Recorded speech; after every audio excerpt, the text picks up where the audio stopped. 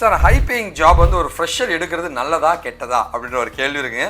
இது சூப்பரான ஒரு கேள்வி தாங்க. அதுக்கான பதில் கண்டிப்பாக நான் சொல்ல ஆசைப்படுறேங்க. நான் உங்களோட வெங்கட் ஃப்ரம் விக்கிடிகன் காஷன் போட்டிருக்கேன். Harish sir, is it a good and high paid job for freshers? Can you tell me please அப்படின்னு கேட்குறாங்க. தம்பி, உங்களோட கேள்வியில் வந்து ரெண்டு விஷயங்கள் இருக்குது. சார், ஃப்ரெஷர்ஸுக்கு எது ஹை பெய்ட் ஜாப்னு கேட்குறீங்களா, இல்லை இந்த பக்கம் பார்த்தீங்கன்னா வந்து ஹை பெய்ட் ஜாப் வந்து ஃப்ரெஷருக்கு நல்லதா இல்லையான்னு தெரியல அப்படின்ற மாதிரி கேட்குறீங்கன்னு தெரியல. பட் ரெண்டுத்துக்கும் நான் பதில் சொல்லிடுறேங்க. முதல்ல வந்து ஹை பெய்ட் ஜாப் வந்து ஐடியில் தான் கொடுப்பாங்க. ஐடியை விட வேறு எந்த ஃபீல்டுமே வந்து ஒரு ஹை பெய்ட் ஜாப் உங்களுக்கு கிடைக்காதுங்க.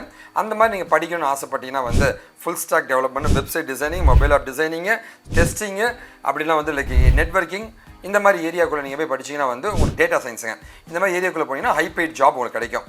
ஸோ ஒரு ஃப்ரெஷருக்கு ஹை பெய்ட் ஜாப் வந்து போகிறது நல்லதா இல்லையான்னு கேட்டிங்கன்னா வந்து ஐடியை பொறுத்த வரைக்கும் நீங்கள் எவ்வளோ சம்பளம் கொடுத்தாலும் தைரியமாக போகலாம், நீ டெக்னிக்கல் எக்ஸ்பர்ட்டாக இருந்தால்.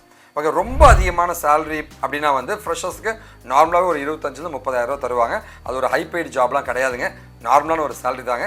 கண்டிப்பாக வந்து ஹை பெய்ட் ஜாப்குள்ளே போகிறதுக்கு நீங்கள் தைரியமாக இறங்கலாங்க. ஸோ இதை பற்றி எந்த டீட்டெயில்ஸ் உங்களுக்கு வேணுனாலுமே நீங்கள் கண்டிப்பாக காண்டாக்ட் பண்ணலாங்க. என்னோடய மெயில் ஐடி இதாங்க, என்னோடய ஃபோன் நம்பர் நான் கொடுத்துருக்கேங்க. சென்னையில் மதுரையில் மட்டும் தான் என் ஆஃபீஸ் இருக்குது. வாங்க, இன்ஸ்டாலுமே நீங்கள் என்னை காண்டாக்ட் பண்ணலாங்க. உங்களுக்கு உதவி பண்ண நான் தயாராக இருக்கேங்க.